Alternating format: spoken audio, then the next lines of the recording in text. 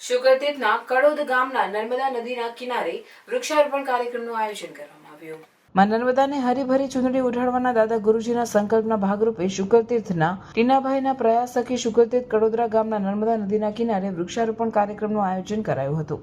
પહેલગામના આતંકી હુમલાના મૃતકોને શ્રદ્ધાંજલિ અર્પણ કરી વૃક્ષારોપણ કરવામાં આવ્યું, જેમાં ટીનાભાઈ ઉર્ફે મિતેનભાઈ પટેલના નેતૃત્વ હેઠળ ગુજરાત રાજ્ય ભાજપના પૂર્વ મહામંત્રી અને પૂર્વ સાંસદ ભરતસિંહ પરમાર, ભરૂચ જિલ્લા ભાજપ પૂર્વ પ્રમુખ યોગેશભાઈ પટેલ, સરપંચ રણધીરસિંહ માંગરોળા સાથે જીએનએફસી ગ્રુપ, ગાયત્રી પરિવાર, વડોદરા ગ્રુપ તથા રિટાયર્ડ પોલીસ ગ્રુપ, મન મૈત્રી ફાઉન્ડેશન તેમજ ગામના યુવાનોએ ઉપસ્થિત નથી વડ, પીપળા તેમજ અન્ય વૃક્ષોનું રોપણ કરી પર્યાવરણ જાળવણીનો સંદેશ આપ્યો હતો.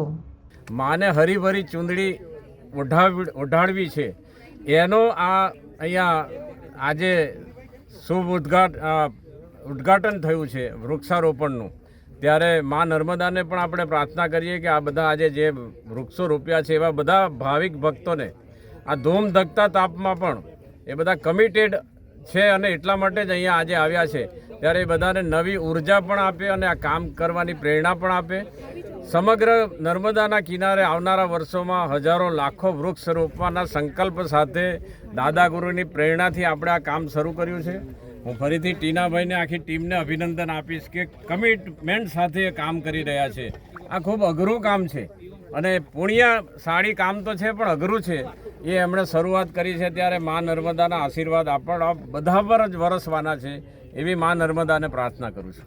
અમે અહીંયા શરૂઆત કરી છે, મતલબ 30 પાઇલ્સ કર્યા છે ટ્રેક્ટરથી અને વડના ડાળા, લીમડા, બીલી અને પીપળા વાવીને શરૂઆત કરી છે. અહીંયા લગભગ 4 થી 5 વર્ષનો પ્રોજેક્ટ છે. મારું માનવું છે કે લોકોનો સાથ અને સહકાર મને મળે તો આપણે 2 થી 3 હજાર વૃક્ષો અહીંયા વાવી શકીશું. ભરૂચ જાડેશ્વર ચોકડીથી જે હાઈરાઇઝ બિલ્ડિંગો બને છે તો તમામને ઓક્સિજનની જરૂર પડશે, તો આ સમગ્ર ગ્રુપ દ્વારા અમે લોકો અહીંયાથી ઓક્સિજન પૂરો પાડીશું. અહીંયા અઘરી વસ્તુ એક છે કે પાણી પીવડાવવું, એટલે નદીમાંથી પાણી લાવી અને અમે એને પીવડાવીએ છીએ. અને અમારી ખાસિયત એ છે કે અમે આ 44 ડિગ્રીમાં પણ આ વડના ડાળા કે જે ઝાડ રોપીએ છીએ તેને અમે ઉછારી બતાવીએ છીએ.